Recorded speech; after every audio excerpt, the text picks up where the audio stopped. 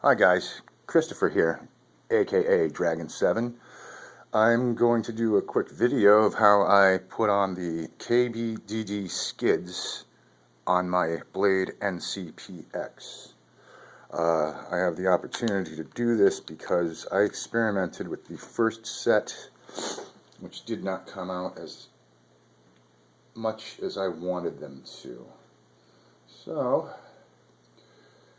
we're going to go through what we need for tools and whatnot, other supplies, materials, what have you. A little piece of foam I'm going to cut to shape the KBDD skids, in this case white. They're built for the mCPX, but they'll work anyways. And just a few quick modifications.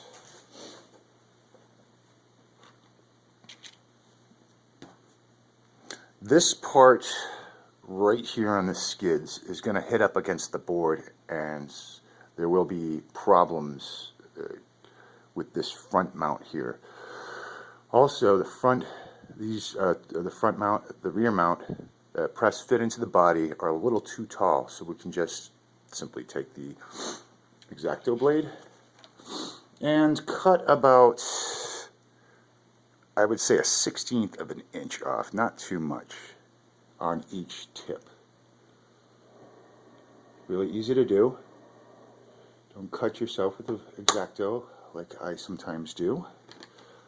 It's never fun to go to the hospital for stitches over not paying attention. So here they are cut, just enough to plug into the body, or the mainframe, if you will. Secondly, just simply cut right about here on both ends here, so that the circuit board in the front will not bump into it. I just simply take and cut like so. There's one, and two, and there she goes. It doesn't have to be exactly perfect, but if you want it a little flatter, that's fine. You want to sand it down and make it look pretty, there's no problem with that at all either. There you go. Lastly, I like to put skid stops on my skids. In this case, I'm going to be using some of the grommets. I believe these are from my 120 SR. I'm not too sure. They are a little used and worn out, so if I'm wrong, I hope somebody will go out there will correct me on that. Lastly, I did find a need to put a small O-ring, either from leftover blade grips from a MSRX or what have you.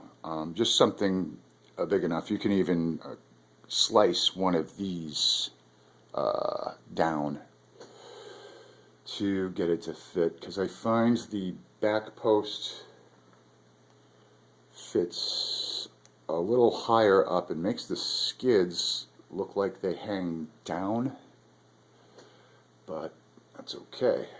Alright.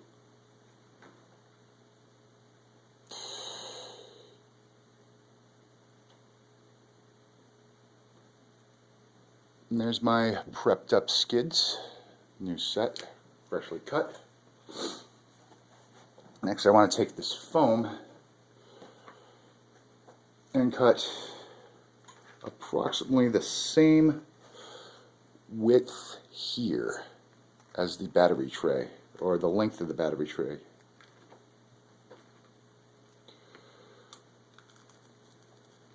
What I'm going to do is shoe this to the sides in the inside of the battery tray. This will prevent the battery from falling out, side slipping, keeping it balanced, keeping it in the heli.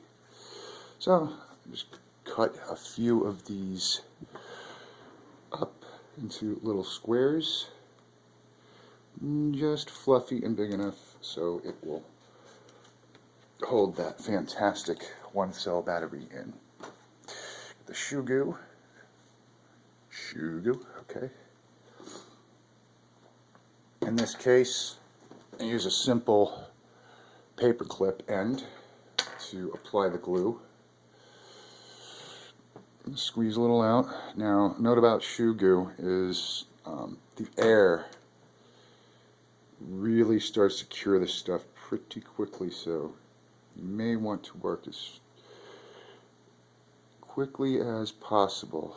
Otherwise, when it hits the air, it wants to cure. And there we go. I'll just press fit that right here. On the inside, I'll pull it up.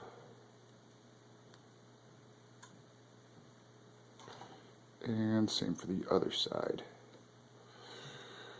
Just push it in through.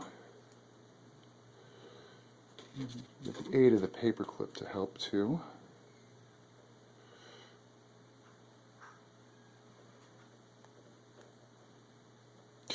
I wouldn't recommend using CA super glue or anything like that to attach those foam pieces.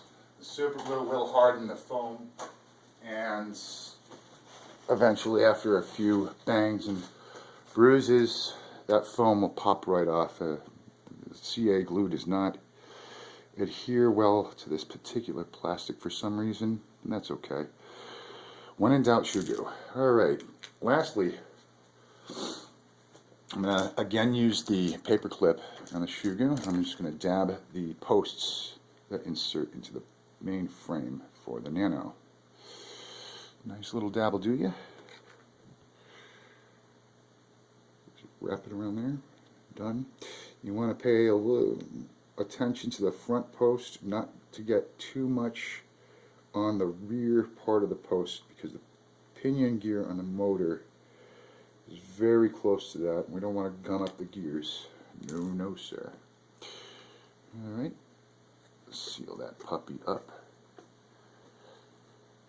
The shoe glue is also a great alternative to the Elmer's glue, the PVA glue that Blade recommends to cover the or coat these plugs to keep them from unplugging, prevent them. I use that. It's great. It comes off just like rubber elastic. So lastly, simply just place the front post in first. Hold the edge of the top board. Do not put your fingers on those plugs. I ended up having to buy a whole new circuit board because I put too much pressure on them and they just popped right out. So we got the front in, and we're going to push the back in. Now these skids tend to feel a little longer. That's okay, because they will flex and seat in properly. And making sure they're both up in there. Yes, sirree. Okay, and there you have it. Blade Nano CPX with the KBDD skids. I'd recommend to let that shoe glue dry for about at least an hour before you fly, and everything should be good. Thanks for watching.